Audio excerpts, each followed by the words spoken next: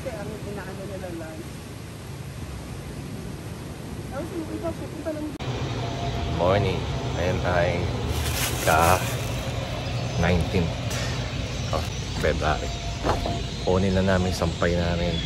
Naulan na gabi. Alis kami ng 6 dito sa Isabela.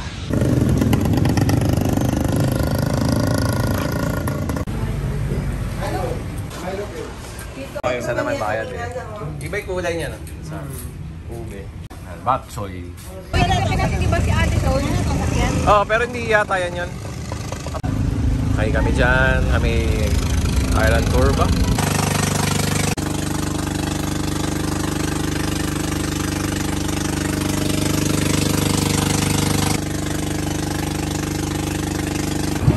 Malamawi na.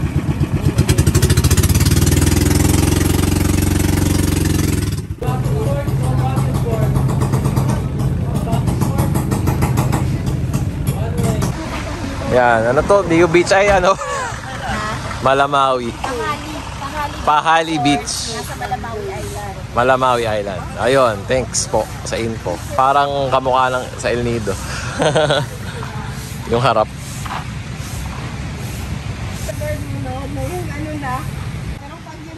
Pero ikaw, kumpara ka doon sa pinakamaganda mo narating, ano na? Mas maganda pa rin yung Mansali, no? Ah. Wow! Ah, sarap. Nahiga.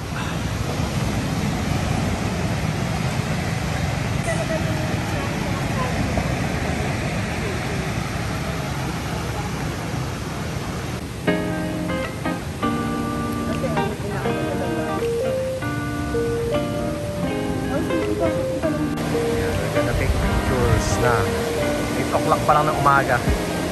Ito ang mirror ng Leo.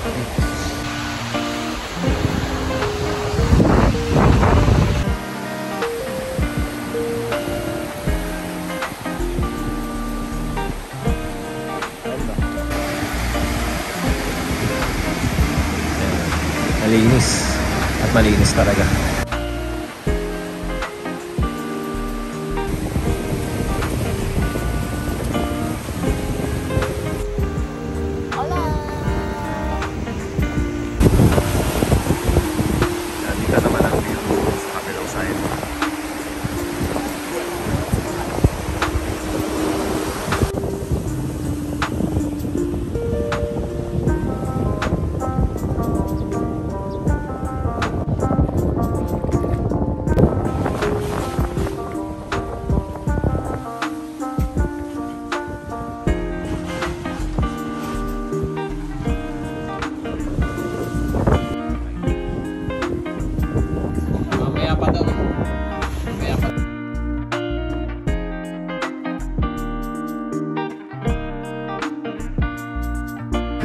Barracuda Beach dito eh. Barracuda Beach. Balik na tayo. Nasa ko na lang mamaya. Tara. If we could run it, if we could run it back, do you wonder? If we could run it back, if we could run it. If we could run it back, do you wonder if we could run all of the things I didn't know? I had to get out down the road inside of the same old, caught in the same.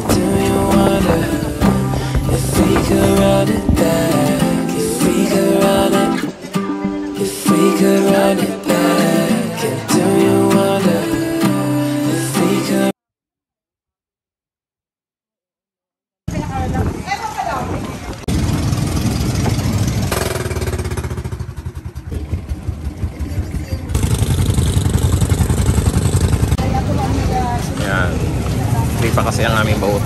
Balik na kami sa Sambo for the day. Ayan, palis na kami ng Basilan sa Isabela. Happy Isabela!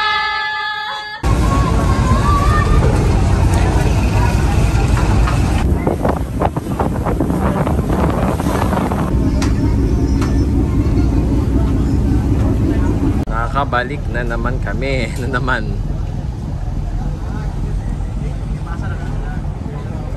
talaga.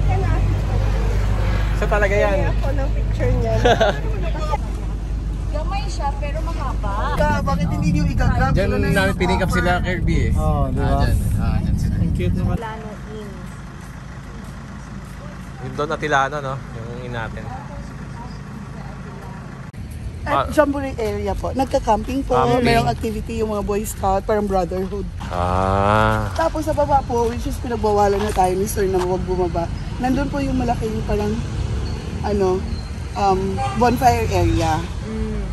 So mula dito hanggang doon, may mga ganito sila, fishing houses. Ayun. Kaya siya pinupuntahan kasi part niya siya ng history. Dito yung first, dito na yung first Boy Scout, yung recorded, yung 16 na Badyaw, area ng Boy Scout. Boy Scout. Yan, dito daw kami sa Pasonangka area. Parang food park. Ayun o. So, dito tayo. Ang tawag, front yard. Cross Boulevard. Yan tayo sa Pasonangka sa isang kainan.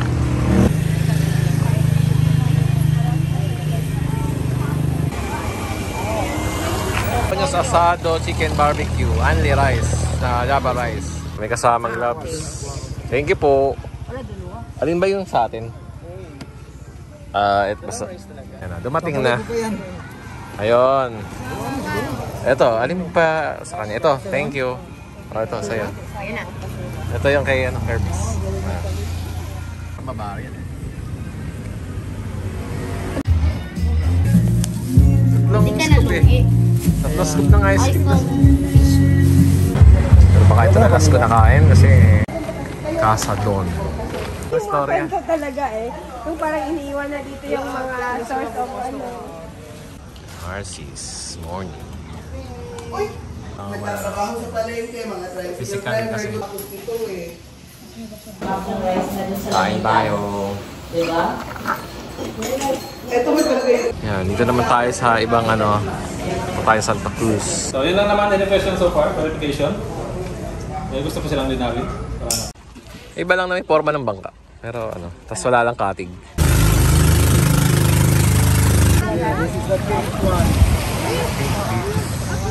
Ito nakaka-pink ko yung mga Sandbar 400. Oo, totoo. Wala sa kabila.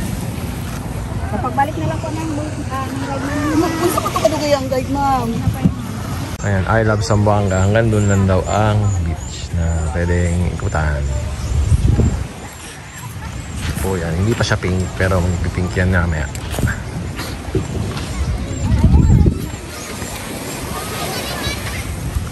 Mapapansin medyo pink na siya. Ayan, buhangin. Compare dito, di ba? White. Doon. Now, let's go. Tour.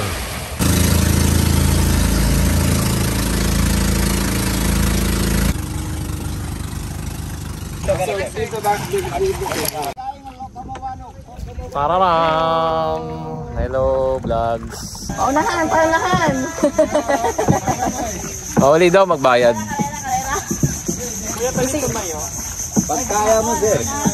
Kanina, napapansin natin that we are surrounded by the trees. Yes. At ang mga puno na yun ay tinatawag namin bakawan. Nakawan. Or in other terms, mangrove. The total area of our lagoon is more than 100 hectares. Wow. But less than 1/4 lang po ang pwede natin puntahan. Okay. It's because may na-identify po tayo na tinatawag nila na migratory birds. Kaya hindi natin sila in-store. May mga birds kasi tayo actually na galing from Australia, Canada, and some other places like Africa and Indonesia. Ganyan kalinaw ng dagat and at the same time, ganyan din po karumi ng seagrasses natin. No? Sila kumukuha ng dumi. The longest one goes to eel seagrasses and the shortest one goes to turtle seagrasses. And in every square meter of seagrasses can generate up to 10 liters of oxygen and the natural antibiotic na tinatawag dyan. Kaya kahit gaano karumi ng dagat na dumidikit sa katawan nila, but if we are going to touch the water, definitely hindi siya makati. Malinis. And it's actually because of that. Oh. Dominant Yung mga species fish. of mangroves. Their leaves. Yung female mangrove. Malapad po siya, sir. And then broad. And then we got to look with its flower distribution. A female mangroves has a multiple flower. Kumbaga mabulaklakin po yung bakawan lalaki, babae kaysa sa lalaki, no? Katabi sila. Yes, Okay. magkatabi sila, sir. Sa isang Hindi lugar. pala isa lang. Hindi lang isang puno. Oh. Hindi, dalawang puno yan po, sir, nandito. Yun po yung May partner na babae. sila agad. And then yung pagdating sa flower distribution, yung bakawan lalaki kasi dalawa lang ang meron siya, no? So universal speaking, pag lalaki, dalawa lang po talaga. So bakawan yung pinag-uusapan natin, sir, ma'am. No? Once it's matured, it will become into a propagule. Yung normally na ginagamit sa mga iba't ibang lugar, which is pang tree planting. Sa Santa Cruz Island, hindi natin yung ginagawa. It's because we are going to preserve naman or to protect yung mga seagrasses natin. Since sila po yung may pinaka-importanting role within the lagoon area, so in return, we are going to protect them also. So definitely kung nasaan si bakawan babae, then babae din po yan lahat. At kung nasaan naman si bakawan lalaki, then it should be among with the bakawan lalaki. So unlike within this case, nagkasama sila sa isang lugar, siguro yung sa totoong storya, pagkahulog ng kanilang propagule, hindi tumama sa soft area ng mat. Kundi tinangay sila ng current pareho, Tapos sa iba na at tanim. dito sila naabutan ng low tide, tumusok, pinagtagpo at tinadhana. Yes. Meant to be, may forever. Which is yung belief ng iba, baka mahawaan daw sila in terms of love life. Sana all. Dahil yung bakawan na bakawan, may forever. Normally ginagamit sa mga Korean products natin, which is pampaputi or pampabata ng skin, for whitening and glowing skin. Tanana.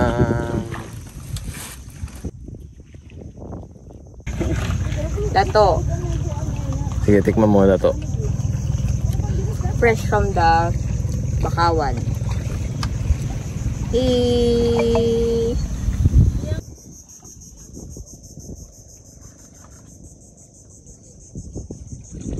Binta.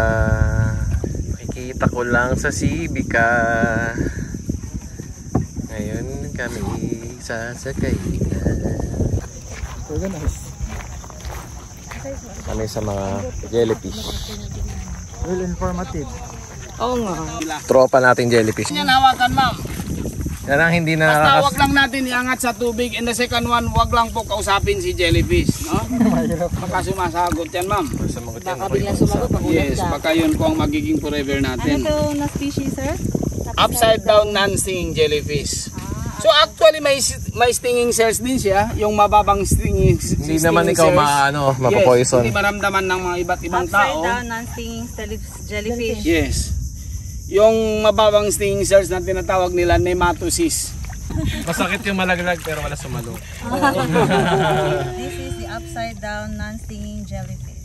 Kasi yung kinakain nila, yung zooxanthelia natin. Kuya, Natutulog, iniising ko, sorry naman. upside down, non-stinging. Hindi stonefish. Ito, okay lang ito, kahit tawakan natin. Nawa ka ba na? Okay, basta naka-water level lang po siya, ma'am. Water level. Iangat. Parang ano, parang Kutsinta. no, kutsinta. Hindi na nakaget over sa kutsinta eh. Ayan, binta. 1, 2.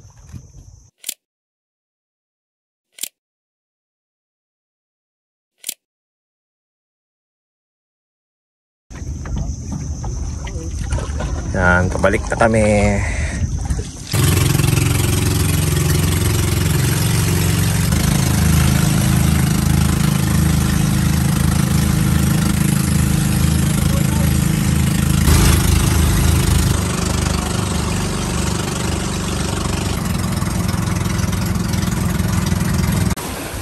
Santa Cruz Island.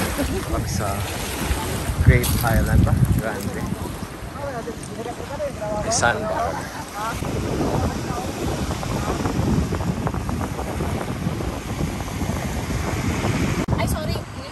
Okay lang, ma'am. Aking misis ay nagpapapicture.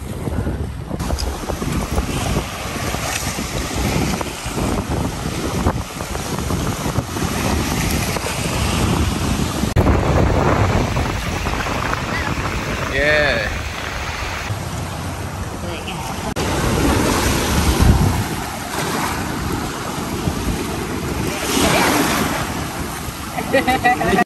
Paano? Papatras ako?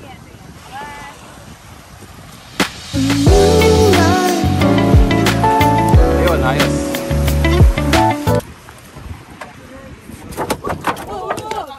Lahat ng butas napasukan. Napasukan ng paa. Suki ka ah. Suki sa butas. Suki nung ano dun eh. Mahilig sa butas.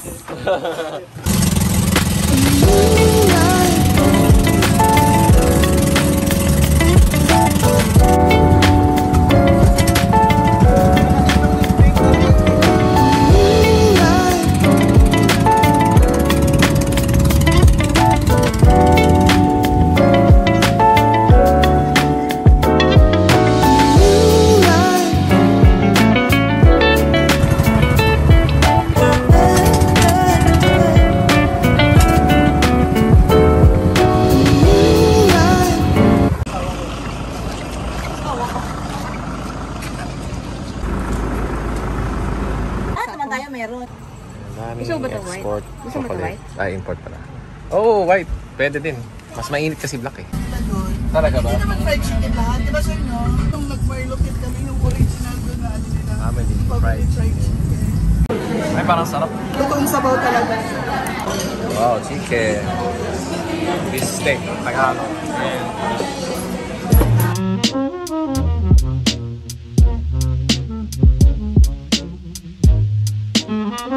342 meters above sea level. Wow.